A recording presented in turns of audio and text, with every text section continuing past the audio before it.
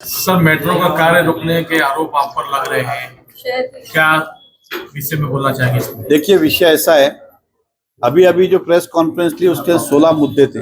हमने रोड बना तो माननीय मुख्यमंत्री जी ने क्या कहा कि महानगर पालिका ने जगह ताबे में लो और उसके बाद काम की शुरुआत करो। माननीय मोदी जी भी क्या कहते हैं, कम से कम 80% जगह तुम्हारे पास हो तब काम शुरू करो।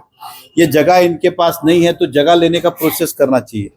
इन्हें जगह चाहिए। सेवन कंपनी ने बार बार लिखित रूप में, एक नहीं 10 लेटर होंगे, आपके सामने ही बार बार प्रेस कॉन्फ्रेंस ली गई थी और ये कहा गया था कि सेवन ने हमेशा शहर का सपोर्ट किया, जगह देने को तैयार है, लेकिन हमें टीडीआर नहीं चाहिए, क्योंकि टीडीआर पे हर बार आप आरोप लगाते हो टीडीआर घोटाला। ये तो हमें जो कुछ गवर्नमेंट के नियम है, कम है ज्यादा है जो भी है, वो नियम के हिसाब से पैसा दे दो और जगह ले लो। कमिश्नर साहब बोलते पैसा नहीं पैसा नहीं, दूसरी बाजू जिधर जरूरत नहीं उधर पैसा खर्च कर रहे, इधर पूछो तो पैसा नहीं है। इसके बाद जब माननीय मुख्यमंत्री जी मीरा भाईंदर में ट्रायल रन के लिए आए थे, उन्होंने हमसे कहा कि आप जगह देने में क्या अड़चन है। बोला हमें साहब कोई अड़चन नहीं है, हम आज देने को तैयार है, हमें मुंह बदला मिले। उन्होंने कमिश्नर साहब को पूछा कायदा क्या कहता है। बोला सब कायदे में पैसे देने का भी प्रोविजन और टीडीआर देने का भी, इनकी कंपनी को पैसा चाहिए। तो कमिश्नर साहब को बोला दे दो, बोला नहीं है तो बोला क्रेडिट नोट दे दो, मतलब पैसा मत दो, जगह ले लो, क्रेडिट नोट दो, बाद में किधर एडजस्ट कर लेना हाउस टैक्स में इसमें। हमने कहा वो भी मंजूर। वो बात थी मई की। आज मई गया, जून गया, जुलाई गया, अगस्त गया, सितंबर आया। कमिश्नर ने माननीय मुख्यमंत्री जी का भी अपमान किया है कि उनके बोलने के बाद भी आज तक कंपनी को लेटर नहीं दिया है कि हम क्रेडिट नोट देने को तैयार है। मैंने जब कमिश्नर साहब से बात की, बोला साहब क्रेडिट नोट का कोई है नहीं, वो नहीं। बोला ठीक है, काम करो, आप लिखित रूप में लेटर ही दे दो कि भैया हमारे को जगह दे दो, हम पैसा आपको बाद में चुका देंगे, और उसके लिए ठहराव लगता है। अब कमिश्नर साहब ने ठहराव किया अगस्त महीने में। अगस्त महीने भी ठहराव करने के बाद 1 महीने तक कलेक्टर को नहीं भेजा। अभी 4 दिन पहले उन्होंने कलेक्टर को भेजा कि ऐसे ऐसे माननीय मुख्यमंत्री जी की ने कहा है और कायदे के प्रोविजन के हिसाब से ये देने की तरतूद है, तो आप वो हमें इसकी वैल्यूएशन निकाल के दे। उसके बाद हमने कहा हमें तो लेटर दो कि भैया हमने कलेक्टर साहब को भेज दिया, ठहराव कर दिया है, तो आप हमें रोड दो, पैसा हम बाद में देंगे। आज तक वो नहीं दिया। अभी अभी मैंने आपके सामने फोन किया तो उन्होंने कहा कि मैं आज देता हूं।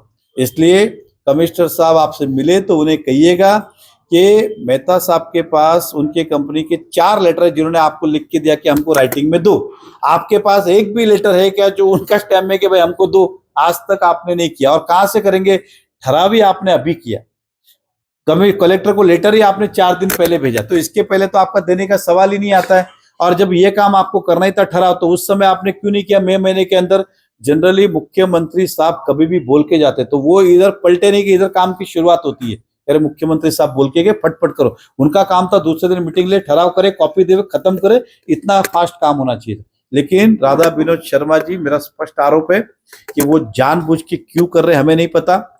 वो भारतीय जनता पार्टी को बदनाम करने के लिए कर रहे हैं क्या, हमें बदनाम करने के लिए कर रहे हैं क्या, या पॉलिटिकल प्रेशर में कर रहे हैं, ये जवाब वो ही देंगे।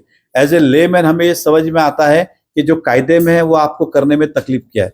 जब मुख्यमंत्री महोदय जी बोल के गए तब भी आपको देने में तकलीफ क्या थी? ठहराव करने में आपने 4 महीने क्यों किया, क्यों लिए? इसके कारण उनसे ही पूछिए। और आज भी रिसीव कॉपी अभी तक नहीं दी है, हालांकि अभी हमने लेटर बनाया है, उनको दे रहे हैं हम आज कि भैया आपको चाहिए कि नहीं चाहिए। बार बार हमको बदनाम कर रहे, हमारी गलत क्या बोलते बाहर गलत अफवाहें बाहर फैल रही है। इसलिए हम तो कल भी शहर के साथ थे, आज भी है, और हम अभी 1 सेकंड में, लेकिन आपका लेखी राय तो सही। और कल तो मैंने अच्छा खासा दम दिया है, इसलिए मुझे लगता है कि अब वो शायद आज लेटर देंगे। सर देखिए, मल्टी स्पेशलिटी हॉस्पिटल शहर में होना चाहिए, इसमें कोई दो राय नहीं है। हमारा उस समय जो हमारी लड़ाई थी वो ये थी कि ये बिल्डर जो सनटेक नाम का बिल्डर है, अगर इसको नहीं दिया जाता और पूरा हॉस्पिटल बनता तो बड़ा हॉस्पिटल बनता, जो आने वाले लोक संख्या और शहर के भविष्य के हिसाब से उचित होता। उस हॉस्पिटल को बनाने के बाद कई साल बंद रखा गया, पता नहीं क्यों। अब उसको चालू करने का सोच रहे, अब कैसे चालू करेंगे, क्या करेंगे, कब पूरा होगा, ये हमें कोई विषय आज तो जानकारी नहीं है।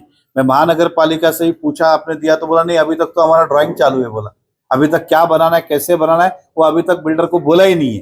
तो बोलेगा कब, बनेगा कब, बनाएगा नहीं बनाएगा, सारे प्रश्न चिन्ह है। लेकिन मल्टी स्पेशलिटी हॉस्पिटल होना चाहिए। हमारी इच्छा थी कि ये पूरा बने। जो सनटेक का प्रोजेक्ट है वो रिजर्वेशन अगर पूरा डेवलप होता तो लोगों को ज्यादा सुविधा होती। टोल का जो विषय, टोल का शिफ्टिंग का हम स्वागत करते हैं भारतीय जनता पार्टी, लेकिन हमारा कहना है इस टोल को मुंबई की जवाबदारी या मुंबई का बोझा हम अपने शहर पे क्यों ले?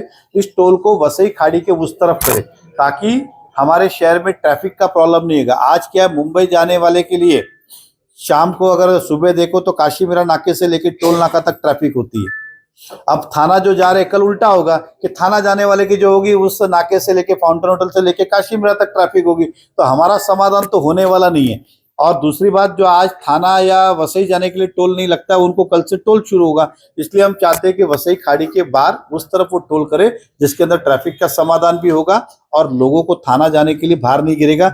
हालांकि वसई जाने के लिए मीरा भाईंदर को जबरदस्ती का पैसा भरना पड़ेगा, ये बात और है, लेकिन ठीक है वो अपनी जगह पे। लेकिन टोल यहाँ शिफ्ट करने से हमारा पर्पस सॉल्व नहीं होगा ट्रैफिक का, उसे वहां शिफ्ट करना चाहिए।